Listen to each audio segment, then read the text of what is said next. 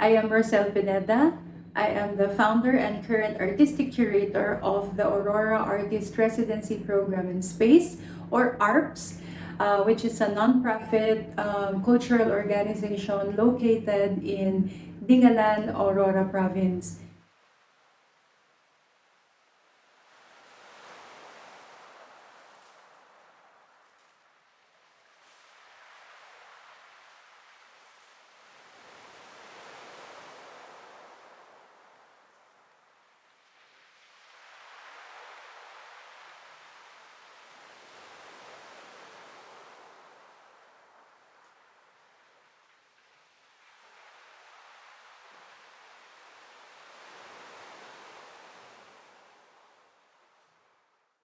Nagsistemic yung problema kung bakit ang mga indigenous peoples ay laging naiisang tabi, marginalized, discriminated, at laging low priority, exploited and low priority sa idea natin ng development.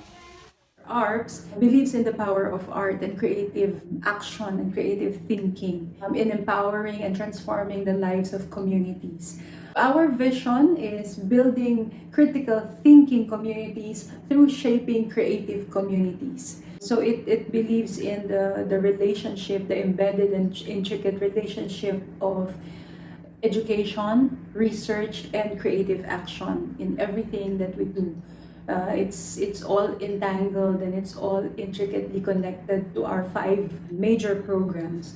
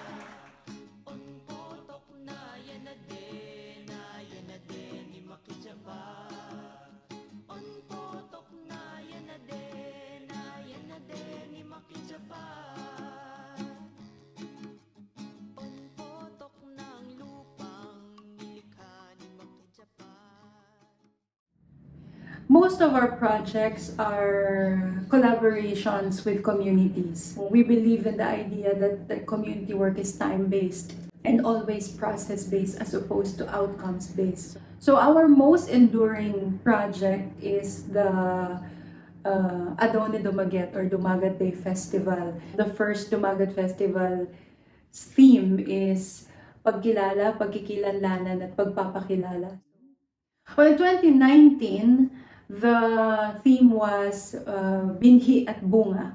It's in a way summing up also of what we learned from the Dumagat Day Festival 2018 as pagbibinhi, and also what relationships were ibinunga, what relationships were born out of the gathering in 2018. I am in Australia, so during the pandemic and when the World Health Organization declared COVID-19 as a pandemic, and the Philippines went on lockdown, Australia went on a lockdown, I couldn't go back home. So I was kind of stranded here. And it was hard. You have to understand also that the conditions in the community also plays a lot of role in this leading or compassing or guiding where each project will lead us. And so it was hard to communicate with the community because even without the pandemic, some of our areas were so remote that there's no mobile signal, more so internet. And so this more immediate response to the pandemic of putting or translating everything into virtual or the virtual platform, online platform, is kind of not logical to our condition. On the onset, we decided to cancel the festival because of the pandemic. But then midway into the declaration of the pandemic, we found out that our community, especially in the remotest areas, were being militarized. And some of our community members were being red tagged and accused as members of the New People's Army because our area is very near also the controversial National Development Program, the Mega Dam Project, Kaliwa Dam. So when the pandemic happened, these remote communities forced into isolation became, of course, more vulnerable to these development aggression and militarization, counterinsurgency programs.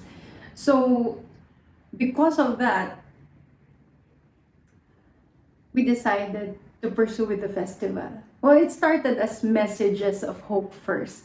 The AARPS collective decided to record some messages for them to kind of encourage our community that they're not forgotten, even if we cannot see them, so it's to boost their morale.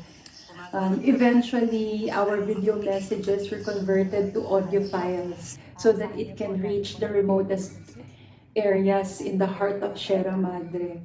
Huwag kayong mawawalan ng pag-asa. Sama-sama pa rin tayo dito, magtutulungan, magkikitang muli. Itutuloy natin ang Adaw ni Dumaget sa anumang paraan upang maramdaman natin ang ating pagkakalapit sa kabila ng krisis na ating kinakaharap. That got me to thinking of the power of the transmitted voice. To be able to kind of reimagine gathering, to reimagine festival, so to speak, and to reimagine immersion and collectivity in the time of forced isolation and physical distancing. And so to cut a long story short, we created or we made a radio program called Adaw ni Dumaget. Adaw ni Dumaget is Dumagat Day. So Adaw ni Dumaget 2020 2020 KKK, Kwento, Kultura, Kalusugan sa Katutubong Komunidad. So it's a very rich radio program composed of segments featuring Dumagat culture, community stories, Usapang Kalusugan or community health talk, Balitang Tribo featuring local and international news, Pasurot-Surotan, which is a Dumagat community meeting wherein the elders talk about the pertinent issues of the community, and Sining Jamming, which is a kind of a solidarity program. So it's very clear that in the heart of our creative practice is community collaboration. And community collaboration means a process that is also led by the community led by the conditions in the community, led by the environment and the atmosphere in the community. At dito nga tati na napagtanto na napakahalaga na magkaroon tayo ng isang piyesta ng mga tinig at piyesta ng mga tunog sa pamamagitan nitong radyo programa natin. We're still apart at this moment. The pandemic is not yet resolved. There's still limitations in terms of mobility and restrictions and travel. But none of our hopes and dreams for the community is actually canceled. One of the most exciting news that I got from the community is they are now producing regularly their own radio program called Buhay Katutubo, or The Life of Adumagat. So that's a very important bunga. That's a very important iteration of this whole process, this empowerment to actually take on that initiative to represent in terms of stories, in terms of words, in terms of voice, their own conditions, their own issues, their own stories and narratives in their community. So that is something. And they did that without AARPS. So that was something to be really happy about. I think that's the real essence, or what is really the thing that matters about the creative impulse and creative action, to be able to respond to community needs, to be able to empower communities, to be able to look elsewhere when there is nothing, to be able to find elsewhere when it seems like we're isolated from each other, and to be able to view from elsewhere too, when it seems like many viewpoints have been exhausted and exploited, and there's no other alternative or viewpoints to explore. This is what creativity, creative impulse, and creative action means.